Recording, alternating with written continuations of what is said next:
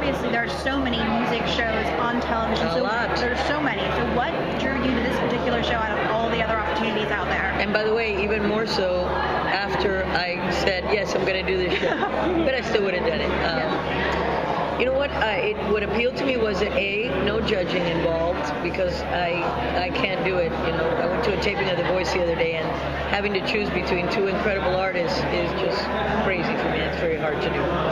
So you're more of a mentor. I studied psychology, so it really drew my attention that we get to spend 72 hours in their comfort zone, in their homes, in their jobs, and we do a lot of fun things too. I'm pretty silly myself, and I love to do that. And also, these are people that already have kind of a following, so it's interesting to wonder, you know, what has happened there? How come they haven't? Maybe is it timing? Is it just they've never gotten the opportunity? So it was very interesting to me. And also, Emily's about to go to school, so I need to keep busy. And I thought, perfect timing, you know. And I love Dave Broom. And Latifah and I, for a long time, had said we wanted to do something together. So when he called to tell me Latifah was producing this, it was a no-brainer. I really loved the idea. How involved is she in the process with you guys?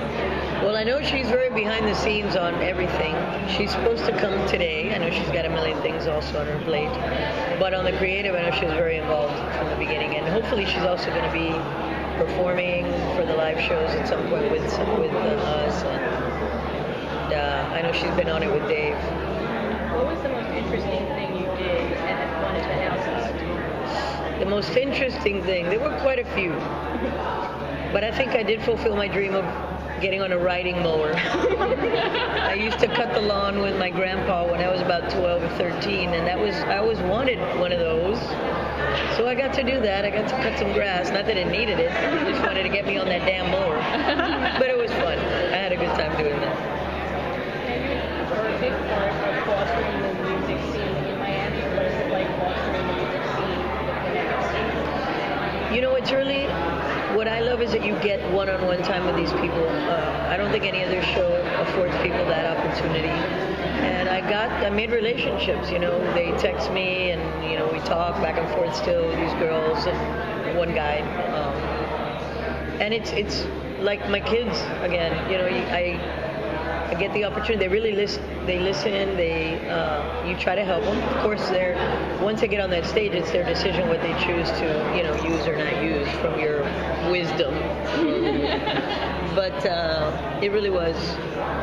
It was a lot of fun. I enjoyed being able to be there and make these relationships. It's not just standing there doing a show. It's become more. Did you learn anything from any of the contestants when you were mentoring them? You got to learn always, every day. If you think you know everything, then it's a sad state of affairs. So, of course, yes, I did. I learned a lot from them. I also learned how to wait tables, how to mow the lawn. I taught somebody a thing or two about making coffee, although he thought he was the expert at it. I did some crazy stuff, so it was fun.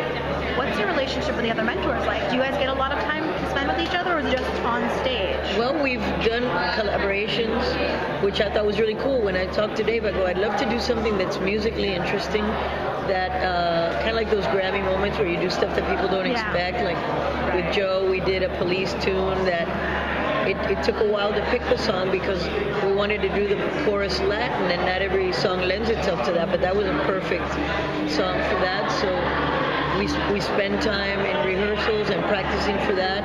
But we have a really good chemistry. We get along great. There's, you know, there's really no ego situations. It's fun. I think we are all on the same page pretty much.